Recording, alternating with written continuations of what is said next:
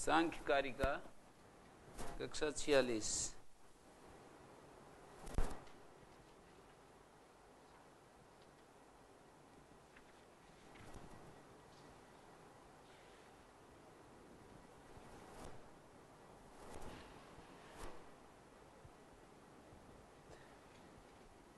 चौसठवीं कारिका में मैंने नास्मिनय में नाहम का ये अर्थ किया कि जिसको मैं मेरा मेरा कहता हूँ वो मैं नहीं, जिसको मैं कहता हूँ वो भी मैं नहीं है असली मैं, माने वो भी दृष्टा नहीं है, और जिसको अस्मि कह करके पुकारता हूँ ग्रहीता के रूप में वो भी मैं नहीं है। वाला क्या है जी?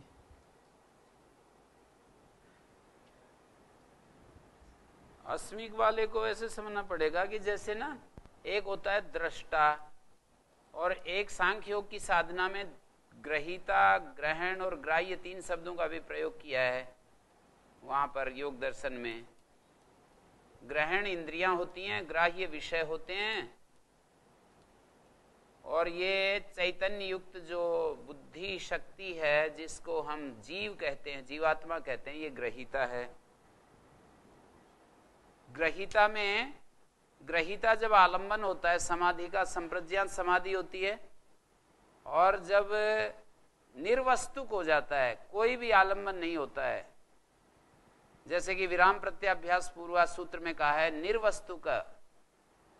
निर्वस्तुक शब्द की व्याख्या यही की जाती है कि ग्रहीता ग्रहण और ग्राह्य से रहित, तो उस समय असंप्रज्ञात समाधि होती है, विराम प्रत्याभ्यास पूर्वा संस्कार शेषवन्य। और ये संप्रज्ञात समाधि जो कि अभिजातस्य मणेर ग्रहीत्री ग्रहण ग्राह्यसु तत्तदंजनता समापत्ति, तो इसमें अंतर ये समझिए कि जैसे दृष्टा है तो ग्रहीता को भी आलंबन छोड़ दिया जाता है। उस हम अपने एकाग्रता का जो समाधि का जो अपना विषय बनाते हैं, कभी ग्राह्य विषय होता है, कभी ग्रहण विषय होते हैं, कभी ग्रहीता ही विषय होता है। तो ग्रहीता जो विषय बनता है तब वो अस्मि कहता है, अस्मि अस्मि अस्मि। तो ये जो अस्मि है जिसमें कि मैं वृत्ति के रूप में जो मैं अपना बोध कर रहा हूं, वृत्ति के रूप में बुद्धि से संयुक्त अवस्था, जब मैं बुद्धि के वृत्ति के रूप में अपना बोध करता हूं, वो भी अस्मि, वो भी मतलब दृष्टा नहीं है। इससे भी शांत होने पर जो शेष रहता है वो दृष्टा है। इसमें असंप्रज्ञात समाधि होती है, दृष्टा में स्वरूप स्थिति होती है, तो यहां संप्रज्ञात समाधि होती है। तो एक युक्ति दीपिका इसकी व्याख्या है, प्राचीन व्याख्या है सांख्य कारिका पर। उन्होंने इसका अर्थ किया कि जो भी कुछ इस संसार में, जो भी कुछ है संसार में दिखाई देता है वो मेरा नहीं है।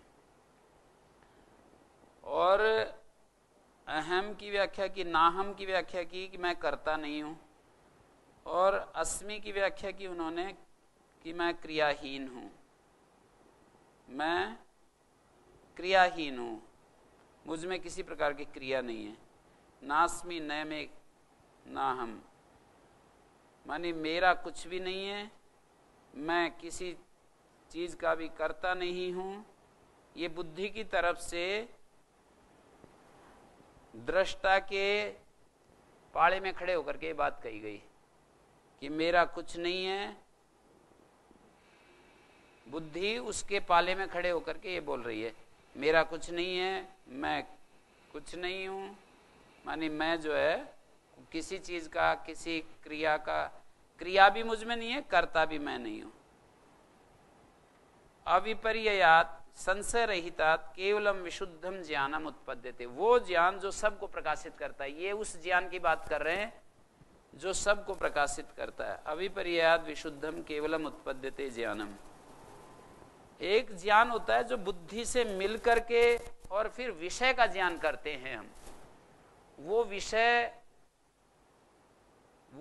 बाह्य भी हो सकता है, आंतरिक भी हो सकता है। किसी विचार को भी विषय बना सकते हैं, किसी भाव को विषय बना सकते हैं, स्वयं बुद्धि को भी विषय बना सकते हैं, इंद्रियों को विषय बना सकते हैं। जब इंद्रियों को विषय बनाते हैं तो वो ग्रहण आलंबन होता है, और वो विषय स्वयं इसको भी बना सकते हैं, हम ग्रहीता को भी विषय बना सकते हैं। ग्रहित्री ग्रहण ग्राह्येषु तत्स्तदंजनता समापत्ति।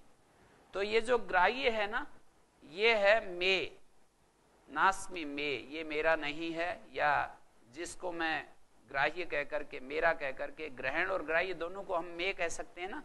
मैं शब्द से ग्रहण और ग्राह्य दोनों को कह सकते हैं।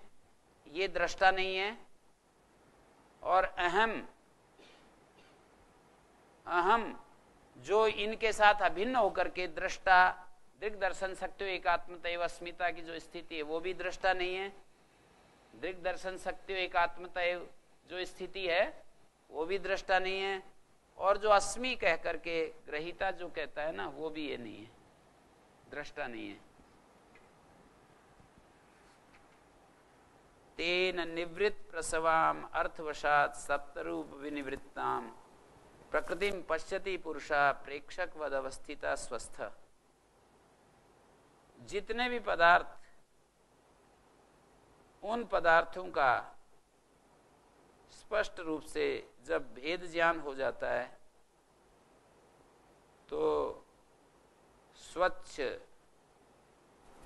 तटस्थ साक्षी की तरह किसी भी उपाधि औपाधिक संपर्क से शून्य अपने स्वरूप में स्थित निष्क्रिय तत्वज्ञानी जो पुरुष है, क्रिया रहित तत्वज्ञानी पुरुष, अर्थ तेन स्वस्थ प्रेक्षकवत अवस्थित है। स्वच्छ पुरुष प्रेक्षकवत अवस्थित है, जैसे कोई प्रेक्षक हो ना, एम्पायर हो, जैसे प्रेक्षकवत अवस्थित है पुरुष स्वच्छ। अब स्वच्छ अपनी तरफ से अध्ययन करेंगे क्योंकि उसमें कोई उपाधि यहां पर बची नहीं।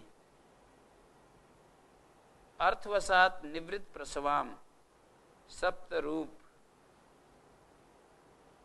अर्थवसात निवृत्त प्रसवाम सप्त रूप विनिवृत्ताम प्रकृतिम पश्यति। ये जो है केवल ज्ञान, तेन पिछले कारिका में ये कहा ना, इनकी संगतियां हमें लगानी पड़ेंगी। सर्वनाम शब्द का प्रयोग करते हैं ना, जैसे एवं। अब एवं तो शब्द पहले वाले श्लोक में जो कहा है उस पूरे को संकेत कर रहा है। एवं तत्वाभ्यासात, तत्वाभ्यास क्या है? एवं तत्वाभ्यासात नास्मिन् न मे इति, इस रूप में अविपर्ययात संशय रहितात अविशेष अपरिशेषम विशुद्धम ज्ञानम उत्पद्यते। सप्त रूप ही सप्त भी बध्नाति आत्मानम आत्मना प्रकृति सैव च पुरुषार्थम प्रतिविमोचयेत् एकेन रूपेण, एक रूपेण। यहाँ पर तस्मात् न बध्यते, जैसे यहाँ तस्मात् सर्वनाम का प्रयोग किया। तस्मात् अद्धा, पुरुष के निर्गुण और अपरिणामी होने से, पुरुष के निर्गुण और अपरिणामी होने से ऐसा तस्मात् शब्द संकेत करेगा। तस्मात् बध्यते न बध्यते अद्धा न मुच्यते नापि संसरति प्रकृति। पुरुष मुक्त है, पुरुष संसारी है, पुरुष के प्रति जो है ऐसी भावना कहते हैं, तो वो पुरुष संसारी है, ये उसका औपचारिक व्यवहार बुद्धि के अंदर आए हुए धर्म को उसमें आरोपित कर देते हैं। तो यहाँ मैं ये कह रहा था कि जो ये पूर्ववर्ती जो प्रसंग है उसको हमें इन सर्वनाम पदों से देखना होता है। तेन निवृत्त प्रसवाम, तेन मानी उस ज्ञान से जो विशुद्ध ज्ञान पैदा हुआ, तेन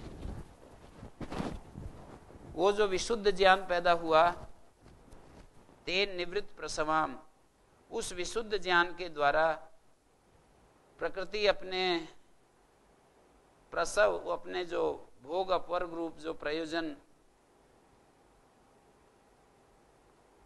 निवृत्त प्रसवाम, ये जो प्रकृति का प्रसव था ना, बुद्धि अहंकार और ये सारे कार्य, वो जब निवृत्त हो गए, निवृत्त बुद्धि अहंकार कार्याम, जिसका बुद्धि और अहंकार आदि कार्य निवृत्त हो गया, अर्थवशात सप्त रूप विनिवृत्ताम,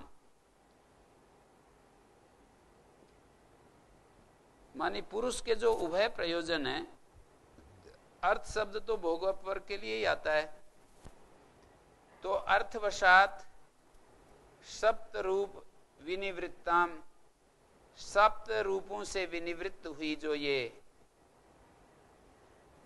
बुद्धि के जो 8 रूप हैं, धर्म रूप बुद्धि, अधर्म रूप ज्ञान अज्ञान, वैराग्य वैराग्य, ऐश्वर्य अनैश्वर्य, तो सप्त रूप विनिवृत्ताम, 7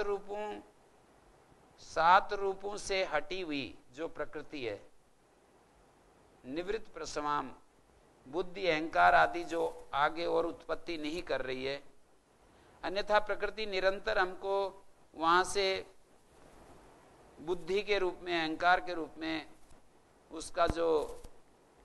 उसका प्रकृति का प्रसव धर्म निरंतर चालू रहता है। जैसे कोई एक अनंत स्रोत हो और वहां से वो बहती रहे, पानी बहता रहे, तो इसी तरह से प्रकृति से निरंतर प्रवाह चालू है, अहम का, बुद्धि का, अहम का और इंद्रियों का, तन्मात्र का, सारे इस जगत का। निवृत्त प्रसवाम, प्रसव से रहित हुई भोग और अपवर्ग प्रयोजन जो है उसका चरितार्थ हो गया, उससे चरितार्थ हुई सप्त रूप विनिवृत्ताम, 7 रूपों से हटी हुई उस प्रकृति को, प्रकृति का विशेषण है ये, निवृत्त प्रसवाम प्रकृतिम, अर्थवशात निवृत्त प्रसवाम प्रकृतिम, सप्त रूप विनिवृत्ताम प्रकृतिम, प्रेक्षक वद अवस्थिता स्वस्था पश्यति, किसी एक उदासीन प्रेक्षक की भांति अवस्थित स्वस्थ पुरुष केवल उसका दर्शन करता रहता है, उसको जानता रहता है। ओम गुरुजी। जी गुरुजी, 64वीं कारिका में जो व्याख्या में बताया कि अस्मि कह कर भी जिसको कहता है वो भी दृष्टा नहीं, अस्मि से किसको लेता है? ग्रहीता, मानी वो भी शुद्ध में नहीं है, दृष्टा से युक्त बुद्धि है ना, यहाँ दृष्टा से युक्त बुद्धि रहती है यहाँ पर। तो बुद्धि प्रकृति, जो बुद्धि रूपी जो प्रकृति, उस जो चेतन के माध्यम से वो चेतन पलटिया थे, उसी को लेता है अस्मि से। जी, तो दृष्टा से पुरुष को लेता है। दृष्टा शुद्ध पुरुष, दृष्टा और ग्रहीता एक ही है, पर ज्ञान निरोध काल में दृष्टा दृष्टा है और ज्ञान अस्मि इस बोध काल में दृष्टा ग्रहीता होता है। दृष्टा और ग्रहीता एक ही हैं ऐसे तो सामान्य रूप से, लेकिन ज्ञान निरोध काल में दृष्टा दृष्टा, ज्ञान निरोध का अभिप्राय है कि जब बुद्धि का सहयोग छोड़ करके करण सहयोग से निरपेक्ष होकर के और दृष्टा स्वरूप में स्थित होता है। ज्ञान निरोध और ज्ञान काल, ये 2 स्थितियां इसलिए बोल रहा हूं कि जब भी हम ज्ञान करते हैं तो बुद्धि के सहयोग से हम जानते हैं। जैसे मैं आपको जान रहा हूं इस समय, तो बुद्धि के सहयोग से जान रहा हूं, पुस्तक को जान रहा हूं, किसी मंत्र को जान रहा हूं, बुद्धि के सहयोग से जान रहा हूं। लेकिन इस सब को छोड़ करके केवल मैं अपने को जान रहा हूं, ऐसा जब मैं कहता हूं अहम आत्मानम जानामि, ये जो ज्ञान कर रहा हूं ये भी सारे अपने शरीर से अलग हो गया और इंद्रियों से, मन से भी अलग हो गया, और फिर हम अपने भीतर जाकर के ये ऐसा अनुभव करते हैं कि मैं अपने को जान रहा हूं। ये जो मैं अपने को जान रहा हूं, ये जो बोध है, मैं अपने को जान रहा हूं, ये जो बोध है, ये भी यही ग्रहीता के रूप में कहा जाता है। और उसके लिए ही कहा है कि अस्मि से जिसको कहते हैं वो भी शुद्ध दृष्टा नहीं है, दृष्टा का वो शुद्धतम रूप नहीं है, क्योंकि अभी संप्रज्ञात अवस्था चल रही है। संप्रज्ञात की अंतिम जो पराकाष्ठा है उसको कहा है यहाँ पर स्थिति, इसमें स्थिति वितर्क विचार आनंद अस्मिता रूपानुगमात, जो अस्मिता अनुगत समाधि है वो ग्रहित्री समापत्ति है। वो अस्मितानुगत समाधि को ही ग्रहित्री समापत्ति कहा है।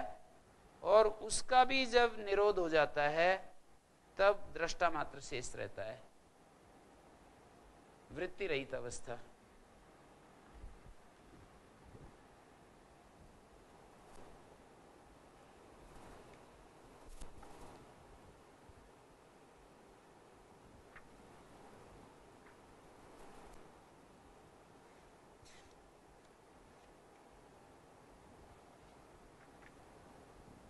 तो निवृत्त प्रसवाम, निवृत्त हो गया है बुद्धि अहंकार आदि कार्य जिसके, निवृत्त प्रसवाम। अर्थवसात सप्त रूप विनिवृत्ताम, जो दो प्रयोजन होते हैं भोग और अपवर्ग, उन सब से हटी हुई निवर्तित उभय पुरुष प्रयोजन वसात, और 7 जो रूप होते हैं धर्म आदि,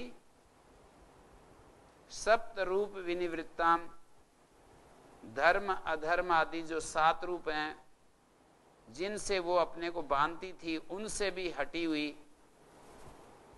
सप्त रूपों से, इन्हीं के द्वारा पिछले श्लोकों में कहा था, पिछली कारिकाओं में कहा था कि 7 रूपों से ही प्रकृति अपने द्वारा अपने को बांधती है। सप्त रूप विनिवृत्ताम, तो इन 7 रूपों से हटी हुई प्रकृतिम, ऐसी इस प्रकृति को पुरुषः प्रेक्षकवद अवस्थिता स्वस्थः पश्यति, जो पुरुष है वो प्रेक्षक की भांति अवस्थित होकर के अपने स्वरूप में स्थित हुआ देखता है। ते निवृत्त प्रसवाम अर्थवशात सप्त रूप विनिवृत्ताम, 7 रूपों से हटी हुई, धर्म अधर्म आदि 7 रूपों से हटी हुई, ये जो उस ज्ञान से प्रेक्षक की तरह रहते हुए केवल ज्ञान रूप सारे धर्म अधर्म वैराग्य वैराग्य ऐश्वर्य अनैश्वर्य सारे हट गए, केवल ज्ञान वाला जो रूप है वो बच गया। शुद्ध ज्ञान, वो भी बुद्धि संयुक्त नहीं, वो भी एकदम निर्मल ज्ञान बच गया। उस ज्ञान के द्वारा प्रेक्षकवत पश्यति अवस्थित स्वस्थ, ये जो स्वस्थ हुआ अपने स्वरूप में स्थित हुआ, स्वस्थ वही है तदा दृष्टु स्वरूप अवस्थानम, स्वस्थ हुआ अपने स्वरूप में स्थित पुरुष सृष्टि प्रक्रिया से निवृत्त हुआ, और ये जो अर्थवसात प्रयोजन के कारण जो धर्म अधर्म आदि थे उन सब के पूर्ण होने से वो सब निवृत्त हो गए।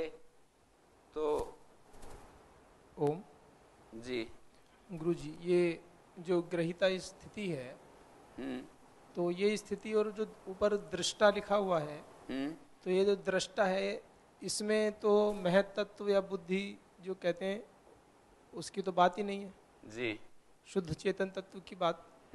तो ग्रहिता दृष्टा बन जाता है, ये कैसे कह रहे हैं? कि ग्रहिता है तो बुद्धि का संयोग जब चेतन के साथ है उस स्थिति को हम ग्रहिता कह रहे हैं जी। तो यदि वो शुद्ध ज्ञान कर भी लेता है कि वो अपने स्वरूप में स्थित हो भी जाता है, तो भी उस स्थिति में हम ऐसा कह सकते हैं कि ये दृष्टा और ग्रहिता स्थिति एक ही होती है। उस स्थिति, वो तो मैंने मना ही कर दिया कि असंप्रज्ञात समाधि में दृष्टा होता है, संप्रज्ञात समाधि में ग्रहिता होता है। तो ग्रहिता किसी स्थिति में दृष्टा बन सकता है क्या? ऐसी कोई स्थिति? ये संप्रज्ञात समाधि की स्थिति में विशुद्ध ग्रहिता ही तो होता है दृष्टा। अस्मितानुगत जो समाधि है, जब मैं अपने स्वरूप को जान रहा हूं बुद्धि के सहयोग से, करण के सहयोग से, जब मैं करण के सहयोग से बुद्धि के सहयोग से अपने को जान रहा हूं, तो वो दृष्टा, वो ग्रहित्री समापत्ति कहेंगे, अस्मितानुगत समाधि कहेंगे। तो करण निरपेक्ष होने पर दृष्टा दृष्टा है, बुद्धि सापेक्ष होने पर दृष्टा ग्रहिता है, ऐसा कहना चाह रहे हैं। ये जो ऊपर दृष्टा लिखा है ये ग्रहिता का ही दृष्टा है। ये दृष्टा तो शुद्ध स्वरूप है, चेतन मात्र 25वां तत्व, ठीक है, 25वां तत्व दृष्टा है। और ये जो ग्रहिता है, बुद्धि संयुक्त जब दृष्टा है तब ये ग्रहिता है, जिसको हम जीवात्मा कहते हैं। असंप्रज्ञात समाधि की स्थिति में दृष्टा है, संप्रज्ञात समाधि की स्थिति में ग्रहीता है। असंप्रज्ञात समाधि की स्थिति में जो दृष्टा है वो कहाँ है? बुद्धि और असंप्रज्ञात समाधि की स्थिति में तो दृष्टा है। दृष्टा कहाँ पर है? बुद्धि है तो शरीर में ही ना, बुद्धि तत्व और हमारे भीतर ही है, तो जो पर बुद्धि से असंयुक्त है। असंयुक्त हमारे है। भीतर ही तो अनुभव होगा, उसका प्राप्ति होगी। अनुभव तो क्या होगा? उसकी प्राप्ति होगी, उसमें स्थिति होगी, दृष्टा की स्वरूप में स्थिति होगी। अभी दृष्टा की स्वरूप में स्थिति नहीं है। दृष्टा की स्थिति अभी ये समझ लीजिए इसके साथ अभिन्न हो रहा है, बुद्धि के साथ अभिन्न हो रहा है। और वो ज्ञान का विषय भी नहीं होगा उस स्थिति में। कब? असंप्रज्ञात समाधि की स्थिति में। वो बुद्धि के ज्ञान का विषय थोड़ी होता है। बुद्धि तो हट गई। ज्ञान का विषय होने पर ग्रहीता और ज्ञान का विषय न होने पर दृष्टा।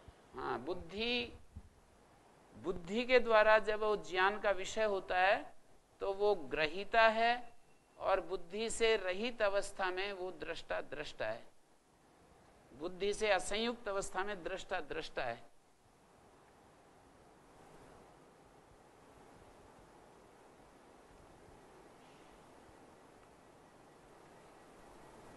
ते निवृत्त प्रसवाम, ये हो गया कि उस ज्ञान से पुरुष निवृत्त प्रसव वाली भोग और अपवर्ग सिद्ध होने से सप्त रूप विनिवृत्ताम, 7 रूपों से हटी हुई जो प्रकृति है उसको प्रेक्षक की तरह स्वस्थ हुआ देखता है। दृष्टा मया इति उपेक्षका एक, दृष्टा अहम इति उपरमति अन्या, सती संयोगे भी तयो प्रयोजनम नास्ति सर्गस्य।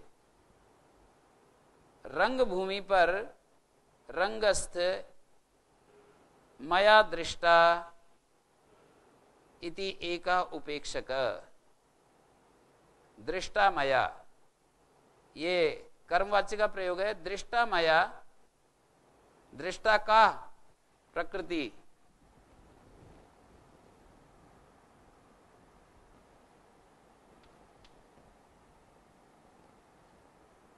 दृष्टा का प्रकृति, दृष्टा मया इति उपेक्षका। प्रकृति जो है मेरे द्वारा देख ली गई है, बुद्धि मेरे द्वारा देख ली गई है। बुद्धि का ही सारा विस्तार है आगे, बुद्धि में ही सारे धर्म आते हैं। बुद्धि को मैंने देख लिया है, दृष्टा मया, ये उसकी तरफ से है, पुरुष की तरफ से, दृष्टा की तरफ से। दृष्टा मया इति उपेक्षक एकः, एक तो उदासीन हो जाता है, उपेक्षक हो जाता है। मेरे द्वारा प्रकृति देख ली गई है, इस प्रकार पुरुष उपेक्षा करने वाला हो जाता है। उपेक्षक एक, दृष्टा अहम, और ये दूसरी दृष्टा अहम अनेन, दृष्टा मया, यहां तो मया है, और दृष्टा अहम यहां तो बुद्धि है, दृष्टा बुद्धि मया इति उपेक्षक है, वो उपेक्षक हो जाता है। दृष्टा अहम अनेन, ये अध्ययन करेंगे। दृष्टा अहम अनेन इति उपरमति अन्य, ये जो दूसरी है बुद्धि, ये उपराम को प्राप्त हो जाती है। जैसे पीछे दिखाया था कि इतनी नाजुक है, इतनी लज्जालु है कि एक बार देखने के बाद दृष्टिपथ में नहीं आती। दृष्टा अहम इति उपरमति अन्य, प्रकृति जो है शांत हो जाती है, उपराम को प्राप्त हो जाती है, सृष्टि प्रक्रिया से निवृत्त हो जाती है। आगे कुछ करने के लिए इसके अंदर सारा जो उत्साह था, सारा जो निरंतर प्रवृत्ति में थी ना, वो निवृत्ति में चली जाती है। सती संयोगे भी तयो प्रयोजन नास्ति सर्गस्य, यद्यपि अभी संयोग बना हुआ है, यद्यपि अभी संयोग बना हुआ है, सती संयोगे भी तयो, उन दोनों का संयोग होने पर भी प्रयोजन नास्ति सर्गस्य, सर्ग का, सृष्टि का कोई प्रयोजन शेष नहीं रहा। जैसे कि वो सूत्र है, स्वस्वामी शक्त्यो स्वरूपोपलब्धि हेतु संयोगा, स्वशक्ति और स्वामी शक्ति की स्वरूप की उपलब्धि का हेतु संयोग है। तो उस संयोग की स्थिति में भी सती संयोगे भी तयो प्रयोजनम नास्ति सर्ग से, उन दोनों का प्रयोजन नहीं है सर्ग सृष्टि रचना का, क्योंकि अभी कोई प्रयोजन नहीं, इसका कुछ बचा नहीं, इसके लिए कुछ बचा नहीं, और मैंने अपना जो मेरा जो खेल था वो पूरा हो गया और इसने मेरे को देख लिया, दृष्टा अहम, इसने मेरे को देख लिया, तो अब वो वहां से शांत हो जाती है।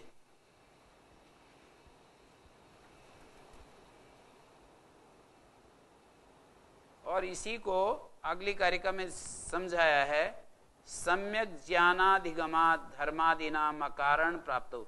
सम्यक ज्ञान की प्राप्ति होने से, ज्ञानाधिगम, अधिगम मानी प्राप्ति, सम्यक ज्ञान की प्राप्ति होने से धर्मादीनाम अकारण प्राप्तो, धर्म आदि भावों के अकारणत्व की प्राप्ति होने पर, धर्मादीनाम अकारण प्राप्तो का अर्थ है जो धर्म अधर्म, ज्ञान अज्ञान, वैराग्य वैराग्य, ऐश्वर्य अनैश्वर्य, जो 8 भाव हैं, तो ज्ञान की प्राप्ति होने से धर्मादि जो 7 भाव हैं उसकी निवृत्ति होने पर, तिष्ठति संस्कार वशात, संस्कार वश वो अपने प्रारब्ध संस्कार के कारण चक्र भ्रमणवत धृत शरीरा, शरीर ऐसा नहीं कि एकदम से जैसे ही धर्मादि अकारण में चले गए तो शरीर पात हो जाए, ऐसा नहीं होता है।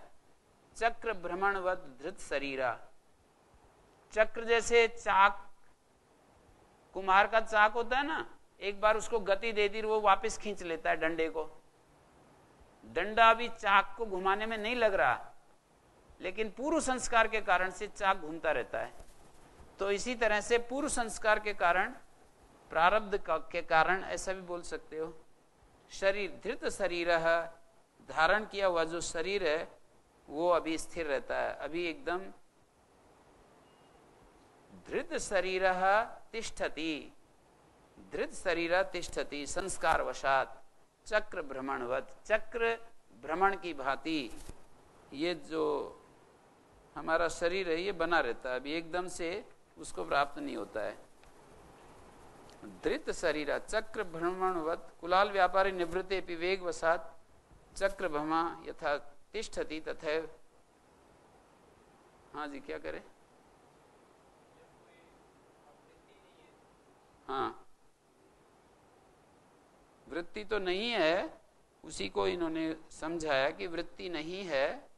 अब वो असंप्रज्ञात समाधि की उस स्थिति में चला गया और समाधि उसमें जाते ही ये शरीर का सारा विखंडन हो जाए, बुद्धि का संपर्क टूट गया, तो बुद्धि तो हमारी, ऐसा ये मानते हैं कि हमारी बुद्धि तो हृदय को चला रही है, हमारी बुद्धि सारे शरीर को नियंत्रित कर रही है, और सारे इसमें जो भी व्यवस्था हो रही है प्रकृति के द्वारा हो रही है ना, ये सारी जो व्यवस्था है, और बुद्धि से चेतन का संपर्क टूट गया तो ये तो खंडित हो जाना चाहिए एकदम, जैसे ही समाधि में गया वैसे ही ये मतलब सारा देहपात हो जाना चाहिए। तो उसका उत्तर दिया है कि एकदम देहपात नहीं होता है। उस स्थिति में जाने के बाद भी, मतलब जैसे हम ईश्वरवादी लोग उस तरह से सोचते हैं ना कि ईश्वर की एक व्यवस्था है, चल रहा है, तो ये उसको इस तरह से प्रस्तुत कर रहे हैं कि हमारे अंदर, बुद्धि के अंदर जो अदृष्ट धर्म है उसके कारण प्राण का संचालन होता है, फेफड़े का संचालन होता है, हृदय आदि क्रियाएं सारी जो है चित्त के द्वारा नियंत्रित होती हैं, सारी की सारी जो सूक्ष्म से सूक्ष्म क्रियाएं भी हैं वो चित्त उनके ऊपर जो है ना, हम नहीं जानते पर वो कर रहा है। ऐसा ये वो जो निरोध धर्म संस्कारा परिणामोथ जीवनम, ऐसे उस श्लोक में भी बताया। तो इस तरह से ये जो इनकी ऐसी दृष्टि है कि वो होने के बाद तो ये देहपात हो जाना चाहिए, उसका उत्तर दिया है कि नहीं, देहपात नहीं होगा। शरीर धारण किया हुआ वो जब तक वो वेग शांत नहीं हो जाता ना, तो वो तब तक चलता रहेगा। ओ